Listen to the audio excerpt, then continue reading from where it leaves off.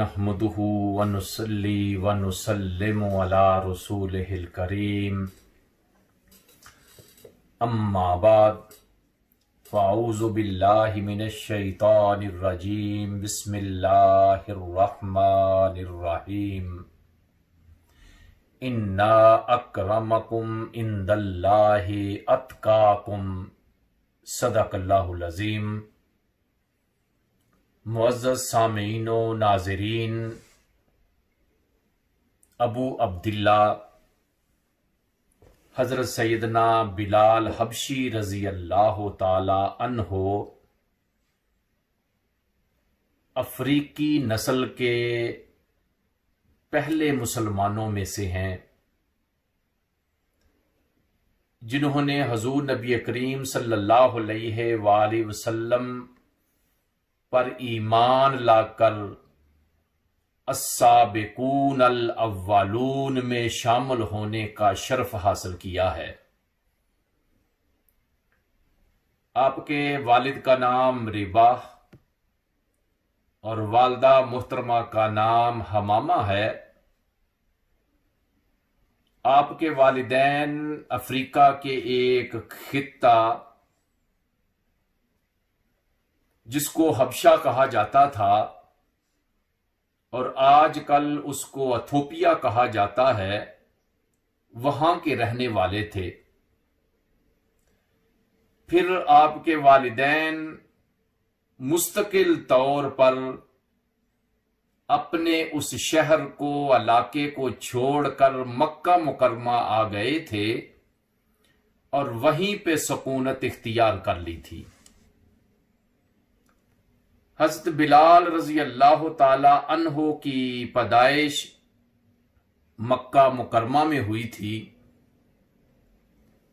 اور حضور نبی کریم صلی اللہ علیہ وآلہ وسلم کے اوپر ایمان لانے کے بعد حضرت سیدنا بلال کی پہلی اور آخری پہچان جو لقب بنی وہ مؤذن نبوی بنی۔ حضرت بلال رضی اللہ تعالی عنہ کو مؤذن رسول کے نام سے یاد کیا جاتا ہے۔ حضرت بلال رضی اللہ تعالی عنہ ایمان لانے کے بعد پھر ساری زندگی اپنے محبوب آقا کے ساتھ گزاری تھی اور حضور نبی کریم صلی اللہ علیہ وآلہ وسلم کے ساتھ اتنی محبت تھی کہ اللہ کے پیارے نبی اپنے گھر کے ضروری کاموں کے لیے بھی حضرت بلال کو کہا کرتے تھے، اور حضرت بلال اللہ کے نبی کے خازن تھے۔ جب کوئی سائل آتا تو اللہ کے نبی اس کو مؤذن رسول کے پاس بھیج دیتے کہ جاؤ جو کچھ بھی لینا ہے جا کر بلال سے لے لو۔ حضرت سیدنا بلال رضی اللہ تعالی عنہ کو اصحاب صفہ میں بھی شامل ہونے کا شرف حاصل ہوا۔ اللہ کے نبی سے تعلیم لیتے، اللہ کے نبی کی مجلسوں میں بیٹھتے، اللہ کے نبی کے رخ بدوحا کی زیارت کرتے، اللہ کے نبی کے اوپر جو قرآن نازل ہو رہا ہے اس کو سنتے، ساری زندگی اپنے محبوب آقا کے قدموں میں گزار دی۔ اور محبوب آقا نے بھی اتنا کرم کیا کہ حضرت بلال کے ساتھ اللہ کے نبی بھی بہت زیادہ محبت کیا کرتے تھے۔ اس سے زیادہ شرف کیا مل سکتا ہے کہ فتح مکہ کے وقت جب ظہر کی نماز کا وقت ہوا، اللہ کے نبی نے ارشاد فرمایا، بلال خانے کعبے کی چھت کے اوپر چڑھ جا۔ آج خانے کعبے کی چھت کے اوپر چڑھ کر تو اللہ کی توحید کا اعلان کرے گا، اللہ اکبر کی تو صدا بلند کرے گا۔ اس سے بڑا شرف کیا ہو سکتا ہے کہ وہ بلال جس کو مکے کی گلیوں میں گھسیٹا جاتا تھا، وہ بلال جس کی کوئی جان اور پہچان نہیں تھی، وہ بلال جس کا لوگ مذاق اڑایا کرتے تھے، وہ بلال جس کو کوئی اپنے پاس بٹھانا پسند نہیں کرتا تھا، آج وہی بلال خانہ کعبے کی چھت کے اوپر چڑھ کر اللہ کی توحید کا اعلان کر رہا ہے۔ حضرت بلال رضی اللہ تعالی عنہ خانہ کعبے کی چھت کے اوپر چڑھ گئے، چھت کے اوپر چڑھ کر آگے پیچھے دیکھنے لگے۔ حضور نے فرمایا بلال کیا دیکھ رہے ہو؟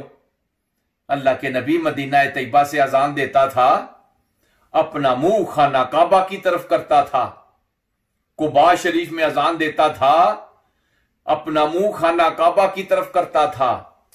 مسجد قبلتین میں جا کر جب اذان دیتا تھا تو اپنا منہ قبلہ کی طرف کرتا تھا۔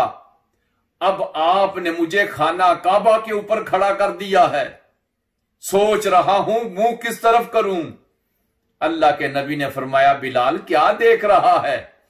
جس نبی نے تجھے خانہ کعبے کی طرف، خانہ کعبے کے اوپر کھڑا کیا ہے، اس نبی کی طرف اپنا منہ کر کے اللہ اکبر کی صدا بلند کر دے۔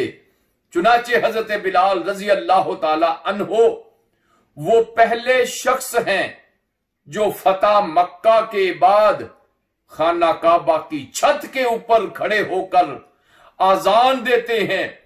آج مکہ والے دیکھ رہے ہیں کہ جس بلال کو ہم نے زندگی بھر ستایا تھا، جس بلال کو ہم نے زندگی بھر برا بلا کہا تھا، آج وہی بلال خانہ کعبے کی چھت کے اوپر چڑھ کے اللہ کی توحید کا ڈنکا بجا رہا ہے اور اللہ کی توحید کا اعلان کر رہا ہے۔ حضرت بلال رضی اللہ تعالی عنہ سے اللہ کے نبی بڑی ہی محبت کرتے تھے۔ جب حضور سفر معراج سے واپس آئے تو حضرت بلال کو یاد کیا، فرمایا بلال بتا تو کون سا عمل کرتا ہے کہ میں جنت میں اپنے آگے آگے تیرے قدموں کی آہٹ سن رہا تھا۔ حضرت بلال نے جب سنا، عرض کیا محبوب آقا کو میں زیادہ عمل نہیں کرتا۔ نہیں بلال کچھ تو کرتا ہے۔ عرض کیا اللہ کے نبی میں ہر وقت وضو میں رہتا ہوں، جب میرا وضو ٹوٹ جاتا ہے میں دوبارہ وضو کرتا ہوں، اور جب وضو کر لیتا ہوں تو وضو کرنے کے بعد تحیت الوضو کے 2 نفل پڑھتا ہوں، اور جب مسجد میں آتا ہوں تو تحیت المسجد کے 2 نفل پڑھتا ہوں۔ اللہ کے نبی نے فرمایا یہ اسی کی برکت ہے کہ اے بلال میں جنت میں اپنے آگے آگے تیرے چلنے کی آواز سن رہا تھا۔ حضور نبی کریم صلی اللہ علیہ وآلہ وسلم ارشاد فرماتے ہیں انا اول من یقرع باب الجنہ، میں وہ ہوں جو سب سے پہلے جنت کا دروازہ کھٹکھٹاؤں گا، جنت میں سب سے پہلے داخل ہوں گا۔ اور دوسری جگہ فرمایا اے بلال تو جنت میں سب سے پہلے داخل ہوگا۔ محدثین کرام اس کی تشریح کیسے کرتے ہیں کہ حضور اپنی اونٹنی کے اوپر سوار ہوں گے اور اس کی نکیل جو ہوگی وہ بلال کے ہاتھ میں ہوگی۔ اللہ کے نبی جنت میں داخل ہوں گے نبیوں کے سردار کی حیثیت سے، اور حضرت بلال داخل ہوں گے اللہ کے نبی کے غلام کی حیثیت سے۔ تو اس سے زیادہ شرف کیا مل سکتا ہے کہ حضرت بلال اللہ کے نبی کے ساتھ جنت میں سب سے پہلے داخل ہو رہے ہیں۔ جب حضور نبی کریم صلی اللہ علیہ وآلہ وسلم جنت کی سیر کر رہے تھے تو جنت کی حوروں کی جو سردار تھی اللہ کے نبی کی بارگاہ میں عرض کرتی ہے یا رسول اللہ صلی اللہ علیہ وآلہ وسلم آج آپ نے ہر کسی کو کوئی نہ کوئی چیز عطا فرمائی ہے، مجھے بھی کچھ عطا فرمائیے۔ حضور نے فرمایا اے جنت کی حوروں کی سردار جا میں تجھے بلال عطا کرتا ہوں، تجھے بلال دیتا ہوں۔ جنت کی حوروں کی سردار نے جب سنا عرض کرتی ہے اللہ کے نبی میں جنت کی حوروں کی سردار اور میرے لیے کالا بلال، حضور نے فرمایا تو اپنے حسن کے اوپر ناز نہ کر، یہ میں کہہ رہا ہوں، میں نے بلال سے پوچھا نہیں ہے، پتہ نہیں وہ تجھے پسند کرے گا یا نہیں کرے گا۔ تو پتہ یہ چلا جو غلام تھا اللہ کے نبی نے حوروں کی سردار جو تھی اس کا بھی سردار بنا دیا۔ تو یہ مقام کیسے ملا؟ اللہ کے نبی کی غلامی سے ملا، اللہ کے نبی کے ساتھ نسبت سے ملا۔ جب اللہ کے نبی کے ساتھ نسبت ہو گئی تو حضرت عمر فاروق جیسے صحابی بھی حضرت بلال کو سیدنا بلال کہہ کر پکارا کرتے تھے۔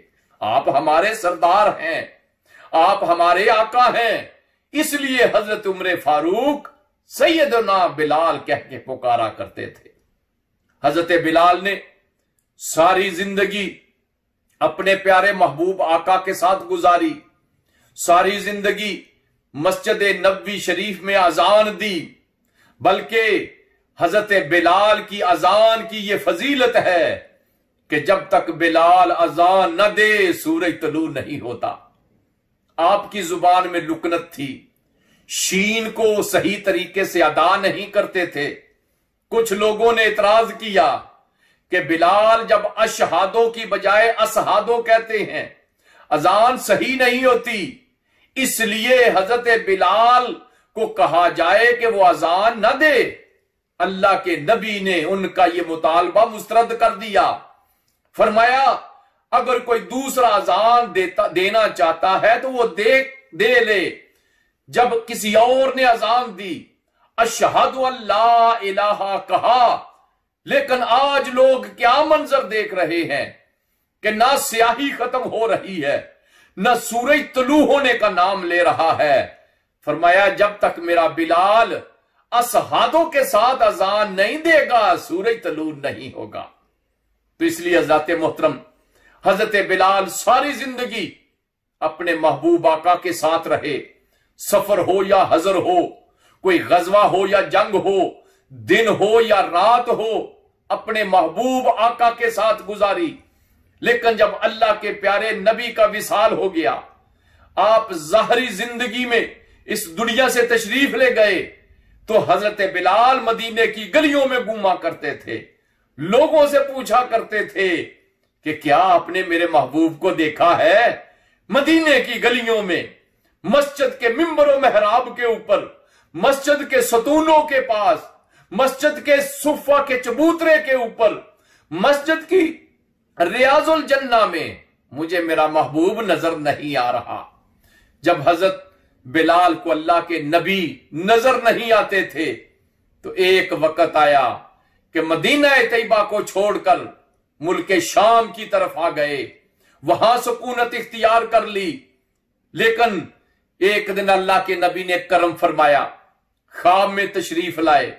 اللہ کے نبی فرماتے ہیں ما ہذہ جفوہ یا بلال، اے بلال یہ کیسی بے وفائی، مدینہ چھوڑ کے ملک شام آ گئے۔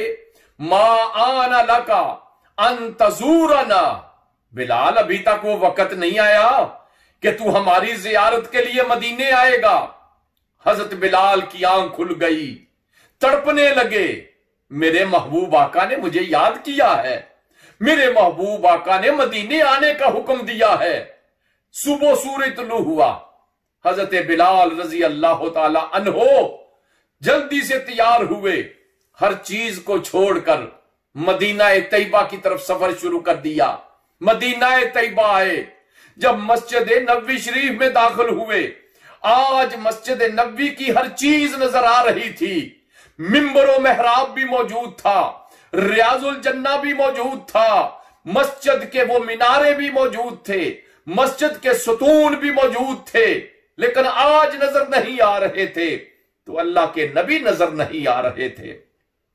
اللہ کے نبی کی قبر انور پر حاضر ہوئے، رو رو کر عرض کیا اللہ کے نبی آپ نے مجھے بلایا تھا، میں تو آپ کے دیدار کرنے کے لیے آیا تھا، لیکن آپ کا دیدار نہیں ہو رہا۔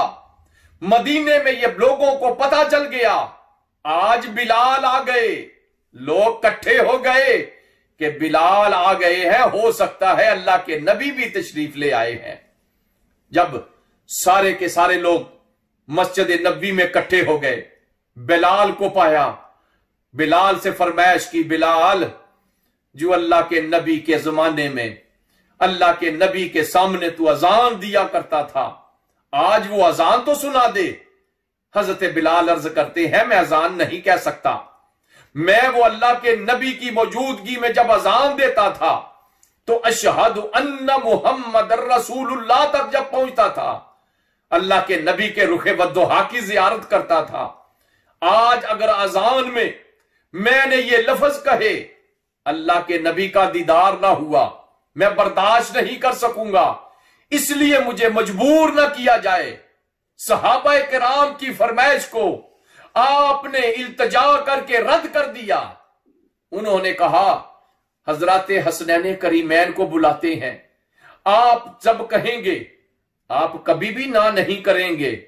چنانچہ حضرات حسنین کریمین حضرت امام حسن اور حضرت امام حسین رضی اللہ تعالی عنہما آئے، انہوں نے کہا اے بلال آج جو اذان اللہ کے نبی کے زمانے میں نانا جان کے زمانے میں سناتا تھا وہ تو ہمیں اذان سنا۔ حضرت بلال اب نہ نہیں کر سکتے تھے۔ اللہ اکبر کی صدا بلند ہوئی، مدینے کی گلیوں میں کوہرام مچ گیا، شور مچ گیا کہ بلال نے اذان شروع کر دی ہے۔ اشہد ان لا الہ الا اللہ کہا، اس کوہرام میں اور اضافہ ہو گیا، لیکن جب اشہد ان محمد رسول اللہ کہا سامنے اپنے آقا کو نہ پایا، غش کھا کے گر گئے۔ جب ہوش آیا عرض کرتے ہیں میں کہتا نہ تھا اللہ کے نبی کو نہ پا کر میں اذان مکمل نہیں کر سکوں گا، اس لیے روتے ہوئے حضرت بلال مدینہ چھوڑ کر پھر ملک شام واپس آ گئے۔ اور جب آپ کا آخری وقت آیا آپ بہت کمزور ہو گئے تھے، چارپائی کے اوپر پڑے ہوئے تھے، آپ کی بیوی سرہانے بیٹھی ہوئی تھی۔ جب یہ دیکھا کہ میرے سر کا تاج مجھ سے جدا ہو رہا ہے تو وہ کہنے لگی واہ حزنا واہ حزنا، ہائے افسوس میرے سر کا تاج دنیا سے جا رہا ہے، جدائی پڑنے والی ہے۔ حضرت بلال نے جب سنا ساری طاقت کو اکٹھا کیا، اپنی بیوی کو مخاطب کیا، کہا میری بیوی یہ نہ کہہ واہ حزنا بلکہ کہہ واہ تارابا غدن نلقل احبا محمدن و حزبا۔ اے میری بیوی کہہ کتنا خوشی کا مقام ہے، ادھر بلال کی آنکھ بند ہوگی، ادھر کل اللہ کے نبی کے رخ والضحا کا دیدار نصیب ہو جائے گا، ادھر اللہ کے نبی کے صحابہ کی زیارت نصیب ہو جائے گی۔ اس لیے میرے لیے تو خوشی کا مقام ہے کہ کل اللہ کے نبی کا مجھے دیدار ہونے والا ہے۔ کیا فرمایا؟ غدن نلقل احبا محمدن و حزبا، کہ کل اللہ کے نبی کا مجھے دیدار ہوگا، اللہ کے نبی کے صحابہ کا مجھے دیدار